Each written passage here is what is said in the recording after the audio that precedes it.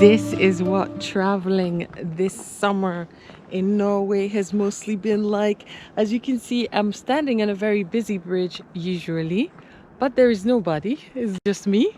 And I will let you see the backdrop that I'm working from. It's just absolutely amazing. I've literally walked around town today, taking pictures with my tripod for the first time, and it's been pretty much this empty and me with this amazing nature. Is that crazy? Or I have a bed or two in the background joining me, and once or twice a car passing. Otherwise, it's been totally me and the road. What can I say? Summer 2020.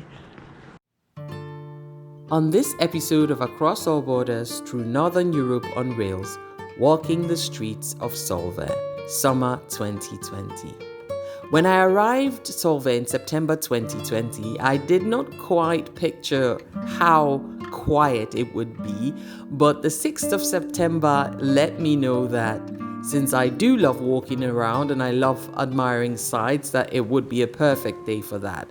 It was a Sunday, which meant the bus roads were not covered as much as other days, so getting from Svolvær to other islands like O or Reine or Henningsvær that I wanted to see proved to be a bit challenging because I might not have been able to come back on the same day, and since I was leaving Svolvær on the 7th, I had to be back so that I would catch my ferry.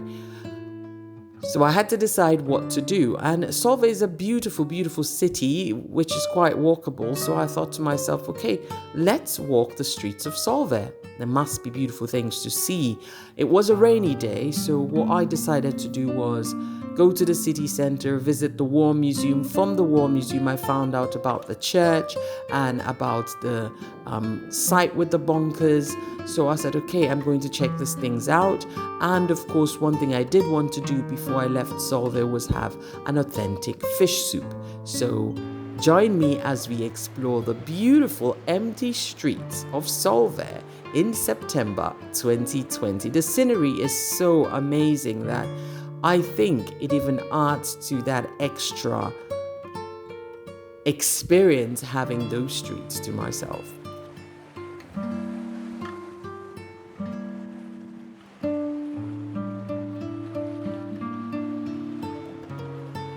Amazing. This is the terrace from my hotel, and I am freaking out. Like, I could just stay here forever. Look at the view behind me. I'm going to turn around a bit so you can see the view behind me, and it's like, oh my god, like seriously crazy. Look at that. Just to give you a pan, look at that, guys. Like, OMG. Can you believe that? It's so beautiful. And then let's go back this way, and I'm going to show you the route I was talking about. There you go. That's the beautiful stairs going up that I'm going to climb soon. I'm just letting everything charge so I can put on my GoPro. Oh my word, like seriously. But this is the center of Svolvær, and I'm going to go to the church and then take a few pictures and then go, oh yeah, supermarket. I have to go to the supermarket. I'm gonna go to the supermarket and get some stuff and then head off to the church. So during the occupation of Svolvær, this church was actually painted in a camouflage color by the Germans so that their enemies or opponents would not be able to recognize it in the dark from the ship. But now it's been repainted to white. And I'm going to show you the bus going to O, which is crazy that it's passing now, and I can't take it because I will not come back. So the weather is really bad today. It's raining, so I'll be spending my afternoon, or a bit of it, in the War Museum here in Svolvær, which actually goes through a lot of items, uniforms, weaponry and stuff that was used in the Second World War by the German army and all the armies. So I'm going to go through it and then show you some of the highlights.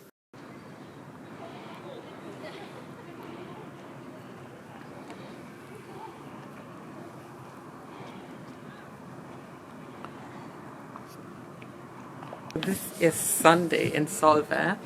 It's rained, and I found out that the bus connections are totally catastrophic, so I can't really go anywhere, and the only place where I could go to Bog and come back, where the Viking Museum is, it's closed. So I'm going to go over that bridge you can see there, and to explore all of like the war bunker sites that are there from the World War II. I just visited the World War II museum, the War Museum here in Lofoten. I didn't actually know how much a strong part Lofoten played in the World War II, in the sense that the Germans established themselves here and they had a lot of soldiers here. In fact, there was the first raid attempt by the opposing forces in 1941, I think, and they lost that attempt, and since then the Germans felt they had to establish themselves more here.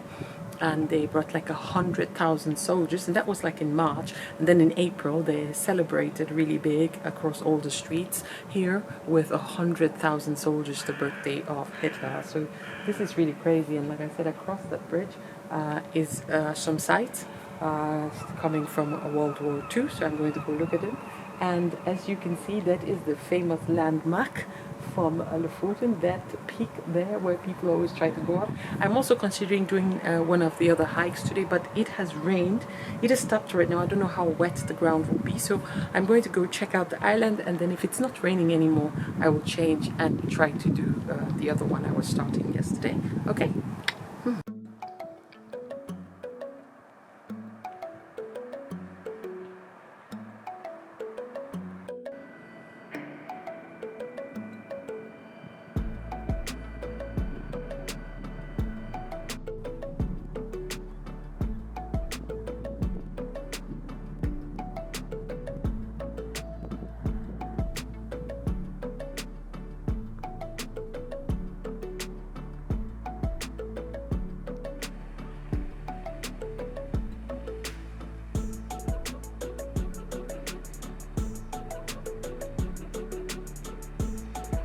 So this is, I have reached the location I was trying to get to. This is a part, or the older part of Lofoten, Svolvær, which has a very strong connection to World War II. I actually saw a picture in the War Museum in the center of Svolvær that was taken here, and where I'm standing is a bunker and also a site where some kind of weapon was placed, but this place has a lot of bunkers from the Second World War, and Svolvær and Lofoten had a very strong importance to the German army back then, so that when you go to the museum, you're going to see a lot of uniforms, you're going to see a lot of small things that came from the war. I think it's a good thing. I think it's good to visit. It is kind of like how do you say, in German you would say ernüchtern, to see a big flag or, you know, hanging in there, but it is part of the history, and to see even that they had Christmas balls with a Nazi sign on it, that's yeah, that's some kind of dedication. But this is a beautiful site, and they've made the chairs where you can sit to look and just watch the ocean and the shoreline out of crates, and I think that's beautiful. And behind us there's some kind of wooden construction that I don't really understand. I have to ask someone what they're for, but I've seen them in several places, some kind of house, triangle house thing, and this is so beautiful now that it's stopped raining. So what have I done today? The museum, walked around the harbour, and right here exploring here, and I'm going to go to the stone pier, and then I'll go back to my room. So plan for tomorrow is actually take the earliest bus to Henningsvær and then to Bog, so I can see the Viking Museum, and then afterwards come back and catch my ferry at 8:30 at night, and it's off to Trondheim, and from Trondheim I'll be taking the train to Oslo, and then from Oslo a flight. So I've booked all of that except from where I'll be sleeping in Oslo, so that's still open. We'll find out. Okay, let's show you the rest of the place. Okay.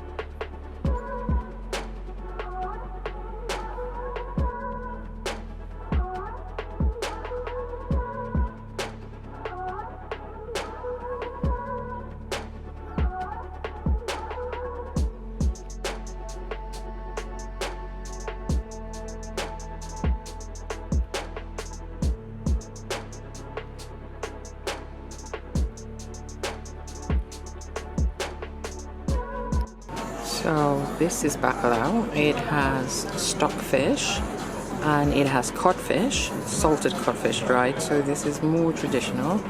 And I said I wanted to eat some fish from here before I left because oh, I'm forgetting his name, said I should do that, so well, let's try it.